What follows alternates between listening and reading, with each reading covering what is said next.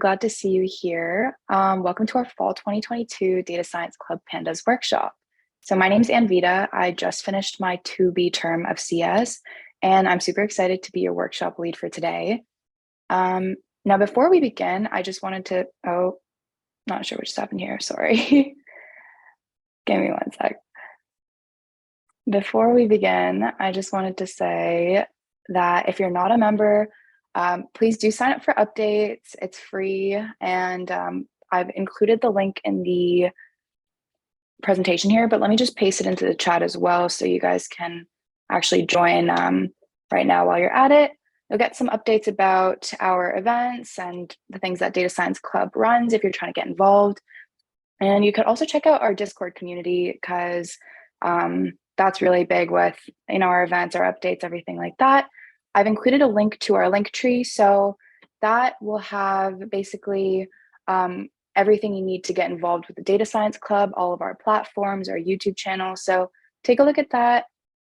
And then throughout this presentation, please feel free to ask any questions during the workshop. You can send them through the chat. I'll try checking that throughout as well. If you want to unmute yourself, interrupt, please feel free to do that. Or if you are, maybe not wanting to ask during the presentation, or you think of a question after that's done, please do feel free to reach out to me or any of the other executive members in the Data Science Club. You can find us on the Discord. You can message me on LinkedIn, send me an email. I'd be happy to answer any questions I can. So feel free to do that. Don't hesitate at all. And this workshop will be recorded and uploaded to YouTube. So you guys can always go back and take a look at it later if you want. So the first thing, what this workshop is going to kind of cover is we'll give an introduction to Pandas. I'll give you a bit of an overview about what it is, why we use it. We'll discuss some of those data structures which are offered in Pandas. So that would include the series and the DataFrames. We'll take a look at how we can import data with Pandas and read in some of those really common file formats, such as CSV or JSON files. If you're not familiar with those, don't worry, we'll cover it later on in the presentation as well. And we'll start looking into some of the most popular and useful methods that Pandas provides for analyzing data, for cleaning data, for visualizing it. And we can just go over some of the further applications of Pandas, which are just as relevant, but maybe we won't specifically be diving into them during this workshop. So as we get started, I do plan on having some examples and exercises for us to work through during the workshop. So what I would suggest is that if you have Python installed on your system, that would be great. And you might want to have some sort of either a file editor or an IDE or your terminal open even to input and run some of the commands we'll be working with. Right now, I'll give you guys a couple minutes just to get that set up. But if you don't want to, work on your own device, there's no pressure at all. You're free to follow along on my device as well. I'll be sharing my screen with you and showing you some of those exercises and those outputs from my end as well. So you're free to choose how you'd like to follow along. So I'll give you just like a couple minutes while we have people set up that and then also hopefully roll in.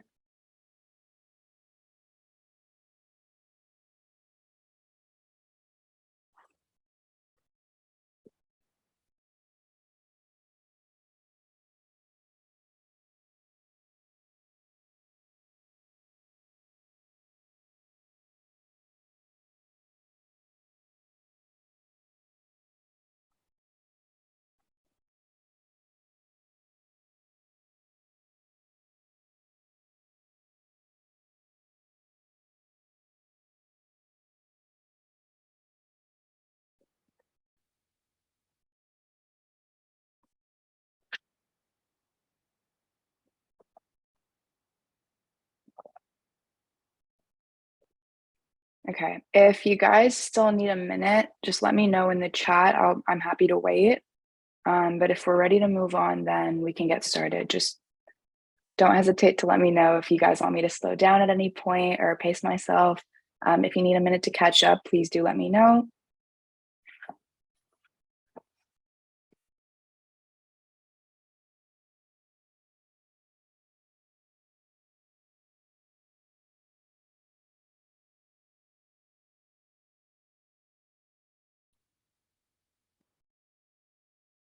Okay, I guess everyone should be all right, so we can move on. We can get started. So to begin, some of you may be completely new to data science and might be wondering, what exactly is Pandas? So Pandas is a very popular Python library, which you can use to work with data sets. And what we use Pandas for, is to analyze data, to clean data, to explore data, and manipulate data. And that stuff we'll all look at further into the workshop. And just a little fun fact, as you might be wondering why exactly it's called pandas, is the reason is that the name is actually derived from the term panel data, which is a term for multi-dimensional structured data sets. If you haven't encountered those before, I know I haven't, you would encounter those in statistics and econometrics. So that's just like a little fun fact if you're wondering why we call it pandas. Um, and what we use pandas for, I would break that into three big reasons, which are to analyze big data, to make conclusions about data based on statistical theories, and to clean data sets to make them readable and relevant. And that's really important in data science, is to work with data that is relevant and readable. Pandas can give you answers about your data, like, is there a correlation between two or more columns? What's the average value? What's the minimum value, the maximum value? And we can really clean up that data, delete rows that aren't relevant or contain wrong values, like empty or null values. And that's all stuff that we'll cover like later on into the session as well. So to actually get started with Pandas, I'll give you guys a second, if you haven't already, to download the library. All you need to do in your terminal for that is to run pip install pandas. This is why I mentioned before, you might want like pip and Python already on your system. So you'd have to download that library. I'll give you a second to do that. And then if you also want to open a file editor or your terminal, I would suggest you do that now to actually work with some of those commands we'll be creating. So yeah, you can create a new Python file, or you can open a Python terminal. And I would suggest right now you have import pandas as PD. And you can also just say import pandas, but it's kind of a standard to use that PD portion of the code, and it tells Python to give pandas the alias of PD, so you don't have to keep typing pandas each time you use the library. And you'll see why, like later on as we start working with the library, why that's really convenient to not type the whole thing out, because you would be using it a lot when you start working with data sets.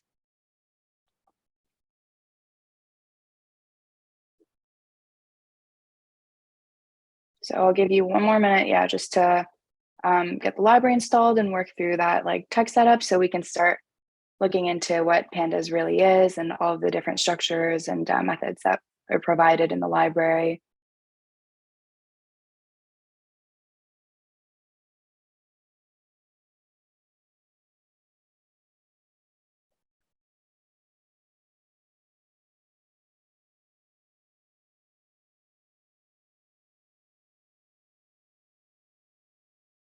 Okay, does anyone need a bit more time? Are we good to move on? Just let me know in the chat, or you can like react. Okay, I guess we're good. So first, we'll look at our first data structure, which is provided through Pandas, and this is called a series. Now, a series is a 1D array which can hold data of any type. A really convenient way to think of a series is like a column in a table. So for example, we have this image of a table here, and we see there's a name column, a team column, and a number column. And each of the name, team, and number columns can be considered series with their own respective values. So 1D arrays which have those values of any type. Our first exercise, which we'll do to kind of actually understand what a series is that we'll create a simple Pandas series from a list. So to do that, in your terminal or your Python file, we might already have import pandas as PD, but if you don't, you would definitely have to add that first. And then we'll create a simple list. I've called mine S and have the values 1, 2, 3, just something simple. And the next step here is that we create a variable which stores our series object. And how we actually construct that is with the dot series function. And notice how we pass in S, which is the list that we created before, as like that argument to our series function. And once we do that, once we actually construct our series, if we try printing it out with the print statement, we notice our output would look something like this, where you have each of our values, 1, 2, 3, and then you'll notice that each value actually also has a label to the left of it. And what we call this is its index number, or we can call it a label as well. So you see the first value has 0, second value has 1, 2, and so forth. So we can use these labels to access a specific value within our series. And you'll see that if I do a print statement with our series at index 0, what's returned is the value 1, because we have 1 as our value at index 0 in the series. So something that we can also do, which is really cool with labels, is to create our own. Instead of, so we have the same code here. Sorry, let me just catch it up. We have our lists S, 1, 2, 3. And then now we'll change the construction of our series. Let me know if you guys need me to slow down also at any point, but we'll just change the series constructor. We also still pass in S, but now we have this parameter index, and we'll give it the array X, Y, Z. So by doing that, we have now given custom labels to the indexes in our series. And if we try printing this out, our new constructed series out, we see that instead of 0, 1, 2, it says ABC. And this is really useful, again, just if you want to have custom labels to access the different values in your series. That's how you would do that, is just to define, is it possible to retrieve series as an array in Python? I don't have series. Okay. If you don't have series, sorry, I'm going to try checking the chat as I go through this. Just make sure you imported pandas correctly, I want to say. Try installing that again, or make sure you do .series with a capital S. That might be it as well. I'm not quite sure about that, Wallace. Let me know if that gets figured out for you. And then, is it possible to retrieve series as an array in Python? I do believe that there is a way to retrieve a series as an array in Python. I have to take a look at how exactly to do that. I'm going to take a note of these questions so I can go over at the end. And yeah, toList. Thanks, Alvin. So yeah, you can do toList to retrieve the series as an array in Python. And if I can't answer any questions during the workshop, I will make note of them and get right back to you guys about them. So don't worry, I'll make sure you can get 1, 2, 3. Yeah, so using the toList method, you should be able to do that. And I'll show you even how to get it as a dictionary. You can definitely do that as well. I'll show you next how you can actually do the opposite of that, where we take a key value object like a dictionary, like Tim just mentioned, and then create a series from that. So you can go back and forth between that. We'll do that now, actually. So we have the import pandas as PD, and I define a dictionary weather with Monday, 25 degrees, Tuesday, 21 degrees. So that's like a simple Python dictionary that I've defined. And now if we try constructing a series given that dictionary object, we see that when we print it, we now have those key values from our dictionary as the indices, and then, the keys as the indices and the values as those items in our series. So that's something that's also something you could do, is construct with a dictionary rather than how we did it before. And if you want to select some of the items in the dictionary only, just say I want to construct a series using only Monday, but not the Tuesday value, I have to pass Monday in as an index. And if I do that, you see that the output would be Monday 25. So our series now only contains Monday. Are you guys caught up with that? Is there anything that you want me to slow down with? Basically, what we just looked at is how you can create a series given a dictionary, and you don't necessarily need to include all the items in the dictionary. You can provide just the specific items that, or the keys that you want in your series.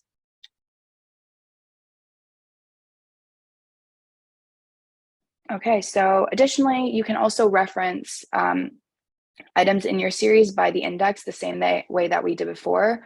So can anyone just put in the chat, if I print var mun, what that would return?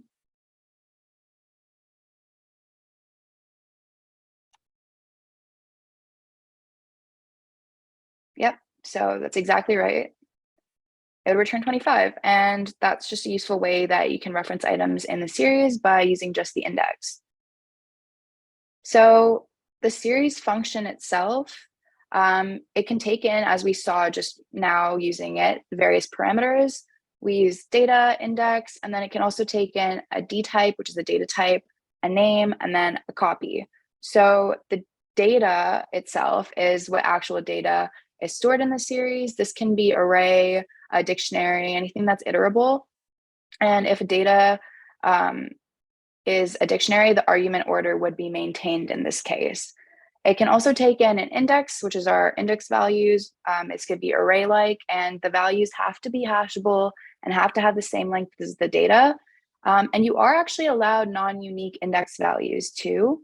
If you don't provide an index, as we saw before, it'll just default to range, like 0 to the length of the data. The D type would be the data type for the output series. So as we saw in our examples before, there was also a little line right below our outputted series that said int64 was the type. And that's basically the data type that's assigned to the series that's created. The data type, if it's not specified, it'll just be inferred from the data. So a lot of the stuff we were working with was integers. That's why our data type was returned as integer. But that would all be inferred from the data if you don't provide that parameter. And then the name is just the name to give to the series, and that's like a string. And copy is true or false if you want to copy the input data. So that's like the series function overall, and how you can construct a series in Python using pandas. What we can also take a look at now, though, is our next pandas object, which is a data frame. And a Pandas DataFrame is a 2D data structure, like a two-dimensional array or a table with rows and columns is how you can kind of think of a data frame. A data frame, what's really like interesting to consider is that you can think of it as a dictionary-like container for series objects. So how we saw before, and we considered like a series is like a column, we can say that the data frame is actually the whole table itself. So for this example, we have our series name, team, and number, and then this table is what we have as our data frame, which contains the labeled axes for the rows and the columns. So for our first example using data frames, we'll look at creating a data frame from two different series. I'll slow down a bit so you guys can, make sure that you're able to catch up with creating this and put in your own devices as well. So we have our import statement, and then this is the data that I'd be using. As you can see, it's just in a dictionary, two different series. We have age and weight.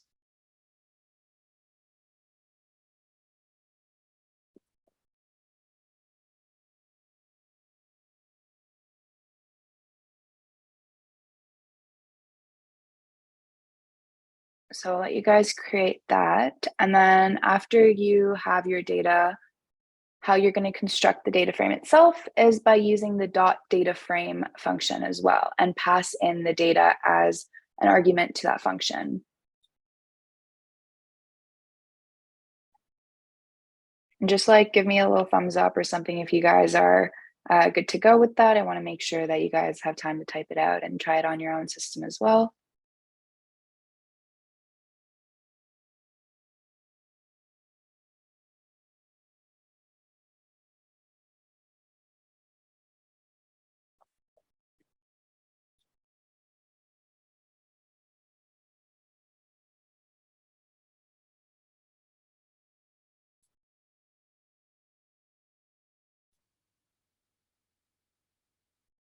Okay, awesome. I think Joyce is good. I'll give you guys a few more seconds just to type it out on your own system as well.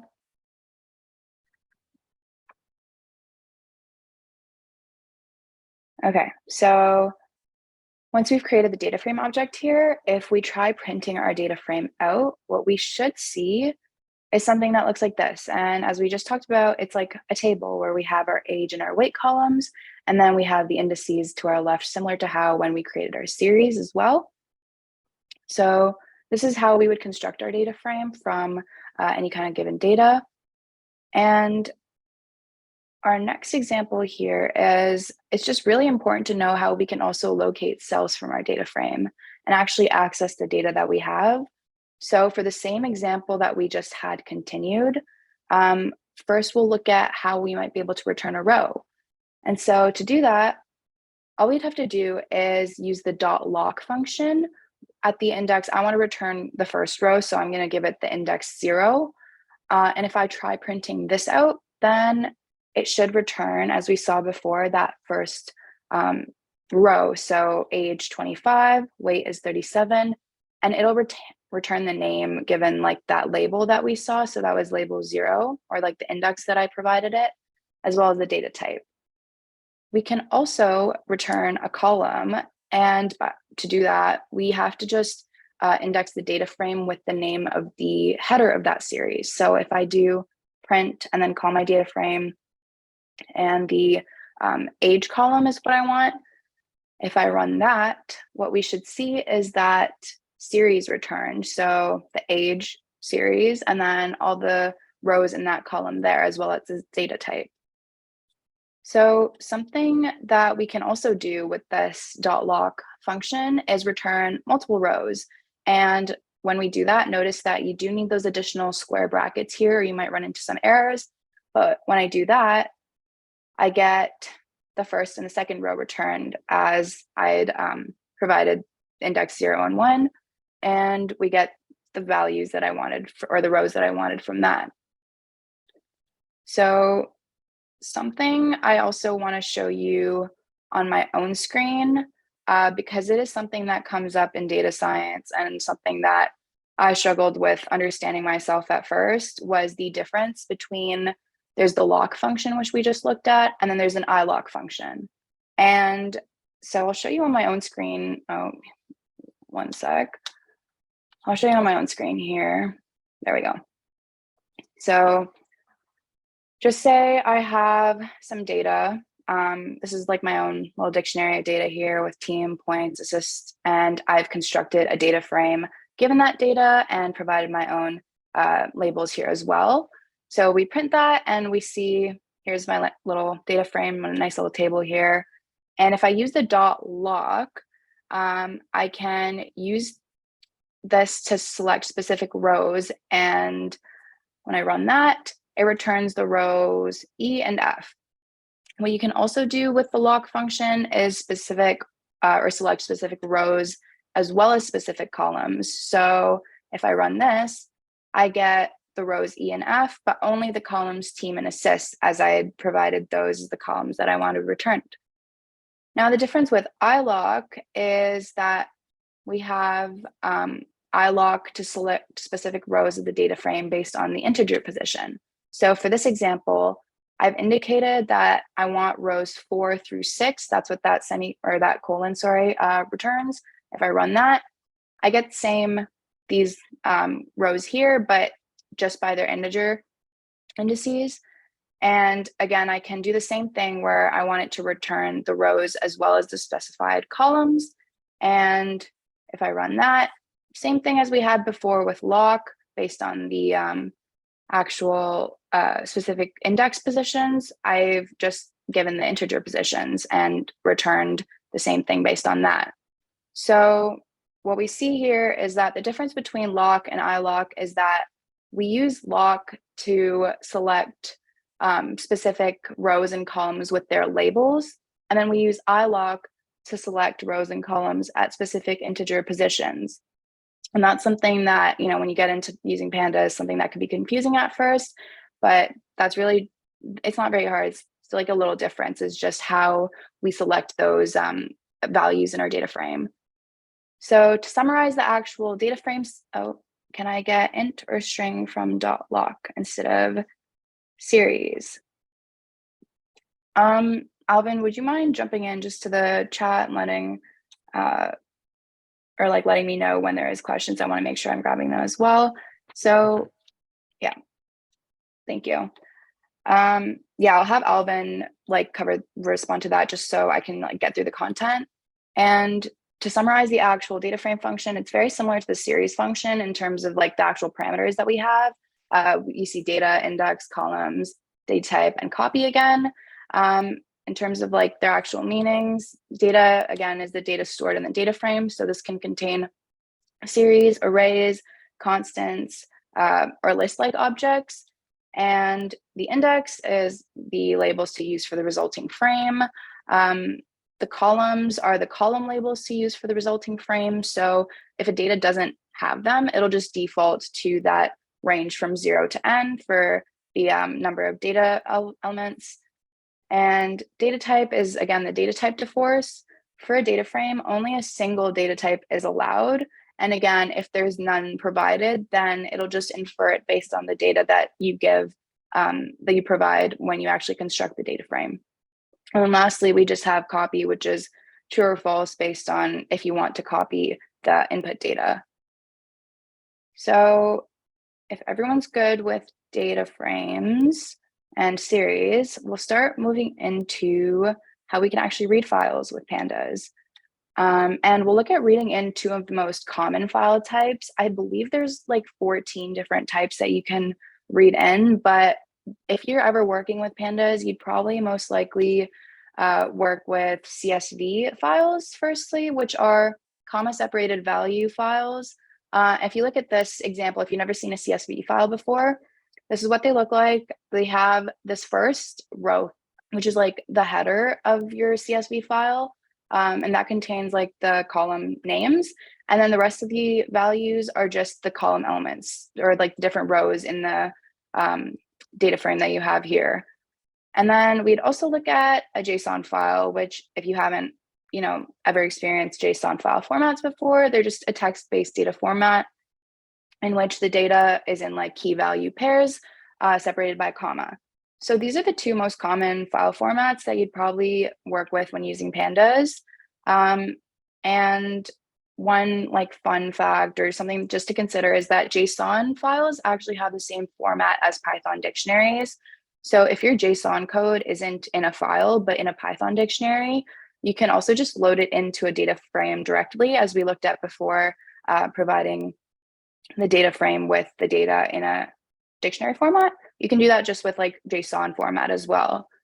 So first we'll look at working with CSV files. And before, I'll show you on my own screen for this stuff because I have some CSV examples and JSON files that I can show you guys how to work with on my own screen. But just before I show you, I'll look at some of the methods that are useful with when working with CSV, just so you're familiar with them as we go along. The first one would be read CSV, and that's the Pandas function to import data as a data frame in your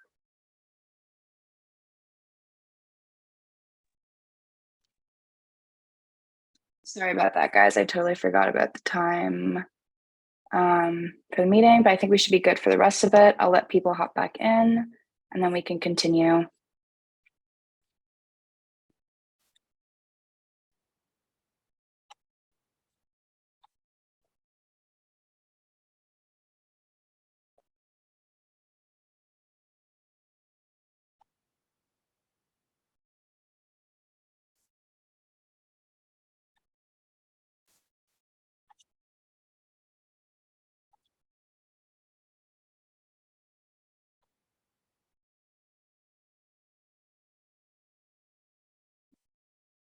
Okay, I'm going to continue for now as people join. What I was saying before is just the functions that we use for working with CSV file. The main one would just be read CSV, and that actually imports your CSV data as a data frame in Pandas or in Python. And then something that I'll show you is just, this isn't necessarily specific to working with CSV files, just the toString method is really useful for if you want to view your entire data frame. You probably most likely wouldn't want to do that if you're working with really large data sets, but I'll show you the difference between using toString and not using toString. And then something else, just as like a visual kind of thing for pandas, is the options display max rows function, which we'll check, and you can use it to change your system's maximum rows that are displayed when you're working with pandas. So I'll show you that on my own screen now.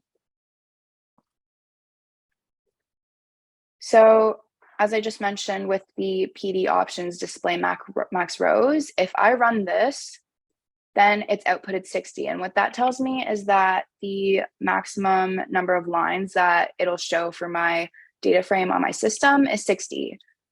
We also have the option to change the number of max rows that are displayed. So if I change it to 9999, that's what it would be, but we don't want it to be that because that's too much. So back to 60, and then to actually read in the data frame or to read in the CSV, I have this data.csv file, and if I read it in with read CSV, and then we print that data frame, here's what that data frame looks like. It's like some health data, which has duration, pulse, max pulse, calories.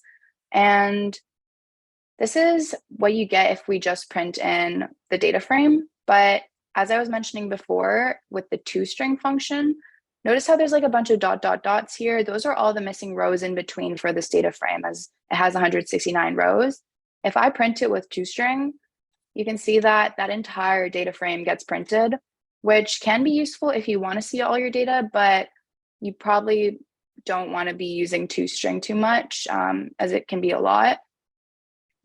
Something else that we'll look at is working with JSON files, and that's really, really similar. The only difference really is instead of read CSV, you would have to import your data as a data frame with read JSON. So same thing here, I have this JSON file with the exact same data as I had in my previous CSV file.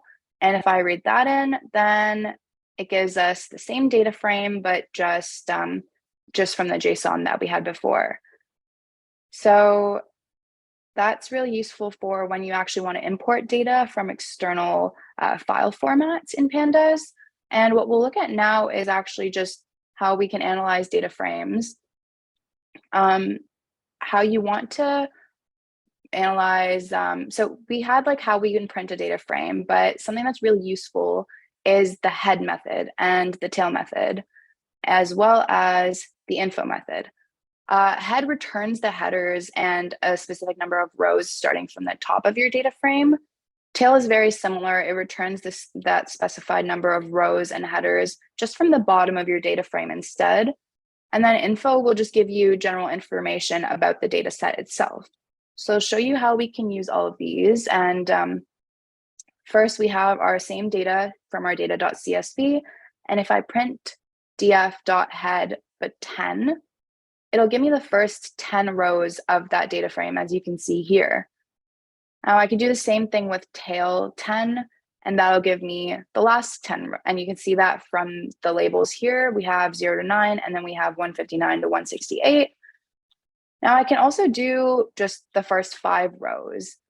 And what we notice when I print just df.head, but with no integer argument here, is that it also gives us the first 5 rows. So what we get from that is basically if you call head or tail with no actual arguments, it'll give you either the first or the last 5 rows from your data frame.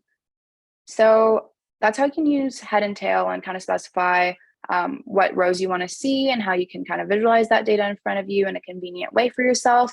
And if you want to see the data frame info, we run this, it'll tell us how many non-null values there are present in each column.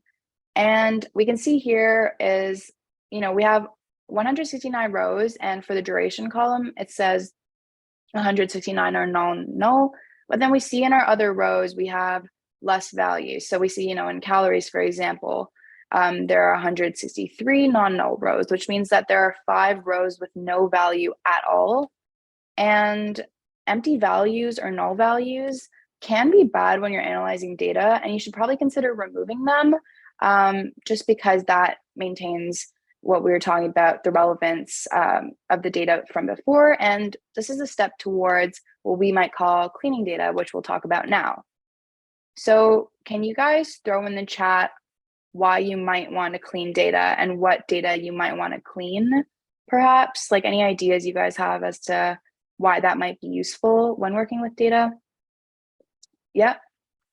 So cleaning NaN, if you guys saw before from our notebook, these are the NaN values. They represent the empty or null values in our data frame, and they stand for not a number, if I'm correct.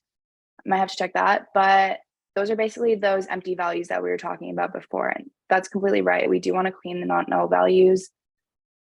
So yeah, basically what we want to clean data is because we want to avoid empty cells. We want to avoid data that might be in the wrong format. We want to get rid of incorrect data, and we want to duplicate data. And that's all stuff that helps us work with readable and relevant data. Again, really important in data science. So going back to our notebook here, we'll look at how we can deal with empty cells. Actually, first we'll check how we can even look for null values. So if I run the isNull method, that would provide a Boolean value for the complete data set to know if there are any null values present or not. Similarly, we have dropNA, which would actually return a new data frame with no empty cells. FillNA is going to be used to replace empty cells with a new value. We can use the mean, median, and mode functions to calculate those respective values, and we'll take a look at why that's really useful for when we want to replace cells in our data frames. We'll also look at duplicated, which returns a Boolean value for every row in our data set, which is duplicated. And then we'll look at drop duplicates, which will drop all duplicate rows in our data frame. And these are all really useful methods for data cleaning, which we'll take a look at now. So we'll use isNull to check for null values. And if I print this for my data frame, we'll see, oh, this is, by the way, just a new data set that I have. It's called iris.csv, and it basically classifies iris plants into 3 different species. So we want to check the null values for this data frame.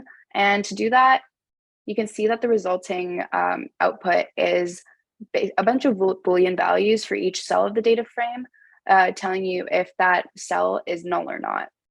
So same thing, we can also use isNA, which gives us the exact same output. It's just an alternative to isNull. So these two functions are the same. It'll basically just tell you if there are null values in the specific cell within the data frame. And then you can also use isNull.sum, which is really useful for if you want just the sum of the null values present in that data set column-wise. So it'll tell you how many null values are in each column, which is a useful tool for analyzing, how you might want to clean up your data. Now, if you want to remove remove rows that contain empty cells, that's something that is really useful is the dropNA method that we just discussed. And if I do this, what I need to do to use dropNA is assign it to a new data frame or a new variable, which will hold that data frame. And when I run that, we return a new data frame with no null values. So that's a way to remove empty cell rows. And another way to remove rows containing null values, but just if we want to modify the existing data frame, is that we use in place equals true when we use dropNA. So if I run this, we get the same thing, but it's just, this is not having to create a new data frame. We're just modifying the existing one that we had. So one other cool thing that we can do is that we can specify the specific columns or series to remove our empty rows from. Just say I want to drop all the rows which contain null values in this sepal length centimeter column. If I run this, we notice that There are other columns which have these null values or these empty rows, but not in the specified column that I provided. So you can create like a subset just to focus on cleaning up in your code. And that's useful for if you want to target specific columns or series to clean up. Something else that we can also do is we can replace empty values with some kind of given value. So do you guys want to put in the chat like any string or something that we want to replace our empty values with?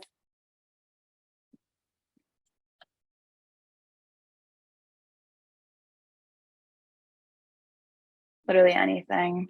Lol. Okay, I'll do lol. So if we want to replace all our empty values with lol, then when I run this, we see a bunch of these empty values from before have now been replaced. And similarly, how we just had like our column before that we specified to replace values for, we can do that with the filna method as well.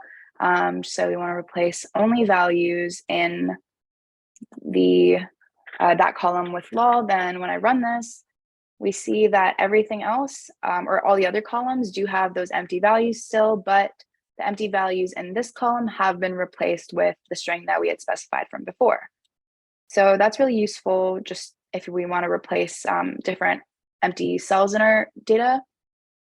And another cool thing we can do is calculate the mean, median, or mode to replace cells. And that's like a common way of replacement. So just say I have that initial data set that I had from before. We get that the mean for the sepal length centimeter row, or sorry, column is 5.86. And if I use that filna method with that value, that mean value that we just calculated, then when I run that, we now see that all of those null values from before have been replaced with the mean. And so this gives us a bit more of an accurate way to, or even like a relevant way to replace those empty cells in our data set. If we want to remove or replace rows with wrong data in our set as well, that's something we can do. We can specify, like, for example, here, I can specify if the petal length is less than 2, then we want to replace those values with too small. And if I run that, we see that all the petal length or all the values in the petal length centimeter column that were less than 2 have been replaced with too small. Similarly, we can also do a drop. So drop all the rows that have petal length too small. And if I run that, then it just gets rid of those rows completely. So that's really useful for if you want to replace values. And you can also look at the Pandas documentation for specifically targeting like specific cells, specific columns that you want to replace, specific rows. Like there's a bunch of ways to target data if you want to replace those rows, replace the values, or even just get rid of them completely.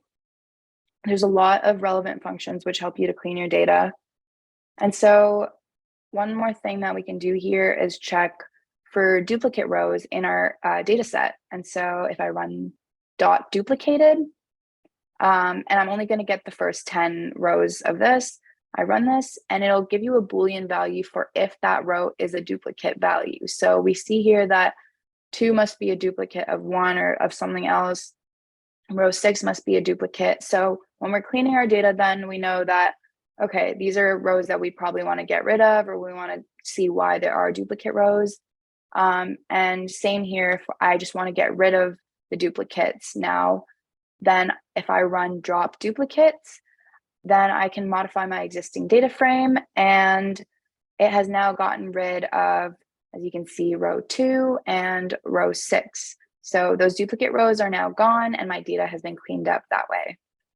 Now, one last thing that we'll kind of take a look at is how we can visualize our data sets and use matplotlib.pyplot to do that. So if you guys want to, Pandas uses the dot plot method to actually create diagrams. And PyPlot is a submodule of the matplotlib library to actually visualize the diagram on the screen. So if you're following along, I would suggest you install matplotlib right now. I believe it should just be pip install matplotlib, and you should be good to go. I'll give you just a couple seconds to do that, or I'll give you a minute to do that.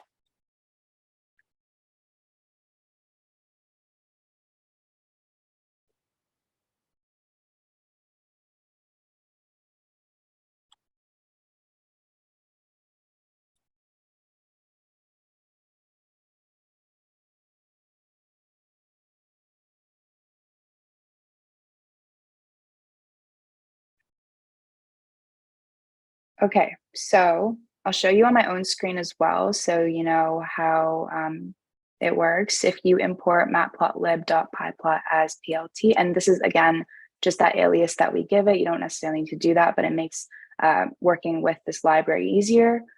We run that, and then we have the same iris CSV, and we use this dot plot. What our kind argument here, or parameter here, tells us what type of plot we want. So I'm saying that I want to create a scatter plot, and I give it the X and Y like axes labels as arguments. And then if I use the dot show, that'll just output the visualization that we just created. So if I run this, we now see I have this scatter plot of the petal length and the sepal length in centimeters. And it's just a really convenient way for you to actually see your data as well, given the same library. So Pandas works with matplotlib, and you can specify any type of graph as well. Like for this next example, if I want just the sepal width centimeter column as a histogram, and I run that, we see that we get that as well. So that's something that's really convenient to just visualize your data as well. And there's really like a bunch of other features that Pandas has. I mean, there's various facilities for combining together series and DataFrames objects. You can do merges, you can do joins, you can group data frames. You can also just visualize data further. You can look at other ways to do that with the matplotlib with Pandas library. You can write data to files as well. So not just like import them, but you can export them to CSV, Excel, and create new data frames and data sets that are more applicable to the work that you're doing. And all of this can be found, I mean, Pandas is like such an extensive library. So all this can be found in the documentation. I tried covering, all the main features to get you guys oriented with this library and how, what the popular methods are to really work with it. But I hope that, this interests you. We can go more in depth and actually kind of look at some of the other features of this library, because it's really cool and really great to work with data. So that's really the end of this workshop. Do you guys have any questions, or if you guys want me to go back to any slides, want to discuss any of the stuff that we just went over, even like the notebook that I went over, if you want to go back and see some of these commands, just let me know in the chat, or you can unmute yourself.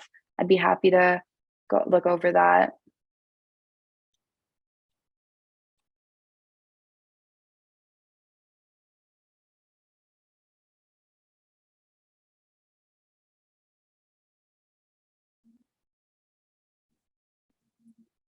And if not, then I'm also going to put a link to this form in the chat. Can a DF column hold a NumPy array? Yes, a data frame column can hold a NumPy array. So a lot of people use NumPy and data or pandas together.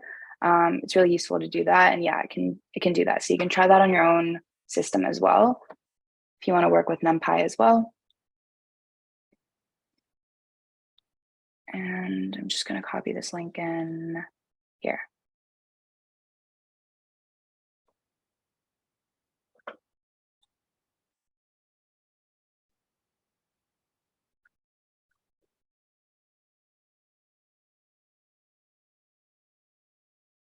Yeah, you guys can keep the questions coming. And if not, I do want to say thank you so much for coming. I hope you guys got something out of this workshop. I appreciate you guys attending, and I hope you're more interested in pandas now.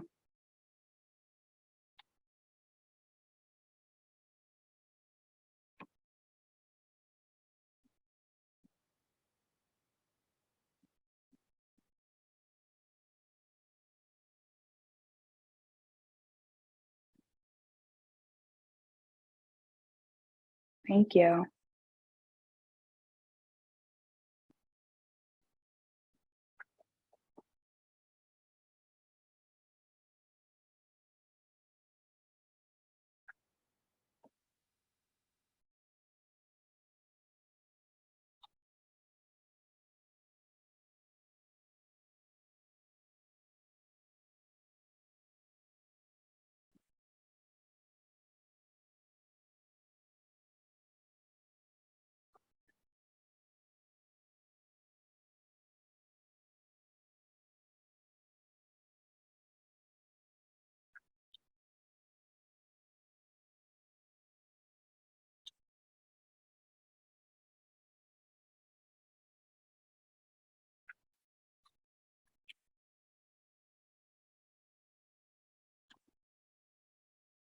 All right, if there are no further questions, I'm going to end the meeting now, but please do feel free to reach out to me if you guys have anything else you want to go over. I'm happy to help, and I hope you guys enjoy the rest of your night.